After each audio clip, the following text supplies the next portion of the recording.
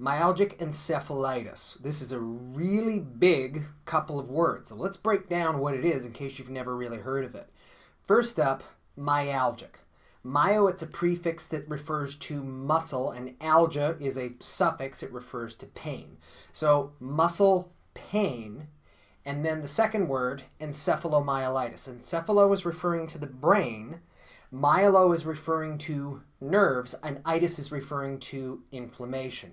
In other words, inflammation or irritation of brain and nerves, that is causing muscle pain.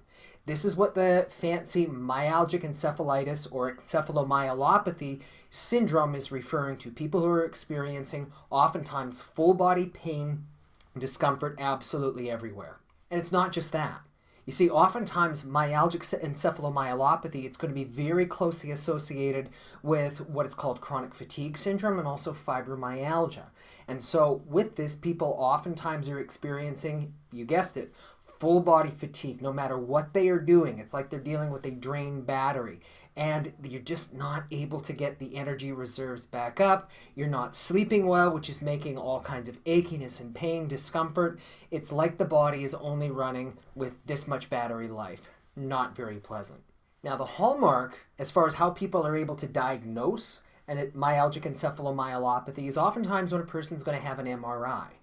Firstly, they're experiencing all of these syndromes, so we know that we're talking about something that's affecting the function of body and brain. But when you look at an MRI, you can oftentimes see signs of irritation, inflammation of the brain tissue or of some of the surrounding structures in and of itself.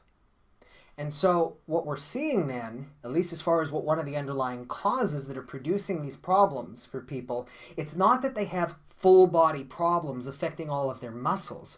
They have a problem that's affecting the function of the brain that is interpreting all of the sensations and also the functions of how their muscles are able to work and or not work, which is essentially then draining their energy. Now the question is, what's causing myalgic encephalomyelopathy? And more importantly, what do you do about it? The reality is that nobody has all of the answers. Nobody knows exactly what causes myalgic encephalomyelopathy. This is why it's referred to as a syndrome, and specifically referring to a functional kind of disorder.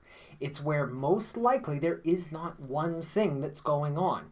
You can't look at it and say, aha, this is the virus you've been infected with, or this is the physical injury that you've had. This is what's affecting blood flow to the brain. This is the tumor. This is the fracture. This is the misalignment. There isn't any of that when it comes to myalgic encephalomyelopathy, but instead, it's very likely a combination of the different elements. And this is oftentimes why it can be oh so terribly frustrating for people, because they go to the doctor, they go to the specialist, and what they want to be told is, okay, you're experiencing this condition, this syndrome, and this is what you have to do, and it's going to solve 100% of everything that you have going on. But the reality is, oftentimes when we're dealing with something such as myalgic encephalomyelopathy, you're dealing with a combination of different things. 20% of it could be viral. 20% can be stress. 20% can be structural. 20% can be sleep. It can be these combinations of these different elements. And like trying to solve a combination lock, you sometimes have to get them in the correct order. Otherwise, you can be doing the absolutely right thing. But if you're doing it in the wrong order, nothing's changing. So it can be very frustrating. And if you go onto the forums trying to find solutions, this is why nobody has all of the answers. And even if you go ahead and start looking at research, they're going to say, we're not finding any one underlying feature that seems to be universal for people who experience myalgic encephalomyelopathy. Yeah, 30% of the people have this, and 20% of the people have this, and 50% of the people have this.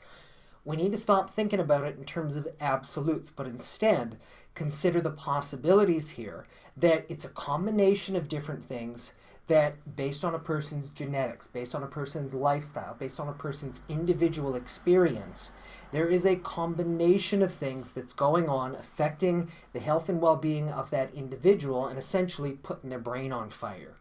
And so we have to be able to break it down into its constituents and be able to take a multifactorial approach, most likely involving a number of experts within a person's individual health arena, so that people who are experiencing or been diagnosed with myalgic encephalopathy are going to have a lot better opportunity to, guess what? Take the pressure off, put the fire out, get the system working better, and then over a period of time, give their body the best opportunity to regenerate its energy, to be able to calm down, and ultimately to be able to heal itself, so that people do not have to continue to suffer this condition needlessly, but actually can have genuine hope of improving their quality of life so they can enjoy a much better future. Now, I'm not going to pretend that I have all of the answers when it comes to myalgic encephalomyelopathy. I certainly don't. But I do know that one of the key elements for many people is that they've got some kind of mechanical issue. They've had an old injury that affected, guess what? The upper part of the neck, which is controlling blood flow to, from, and within the brain. And if the brain's not getting right blood flow, certainly that can be at least one of those contributing factors. And so if or where you've been recently diagnosed or know somebody who's been diagnosed with myalgic encephalomyelopathy, the question I would simply ask you is, have you had the alignment of your upper neck checked by the appropriate health professional? Certainly, if there's anything that we can do to help you, I would be delighted to. Thanks for watching this video. I hope that you found it both enjoyable, but also valuable, so that it may be able to give you the opportunity to improve your overall quality of life.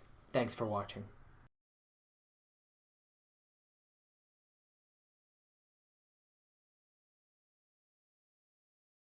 For more information about upper cervical care, please call us on 3188 9329 or visit us at atlashealth.com.au.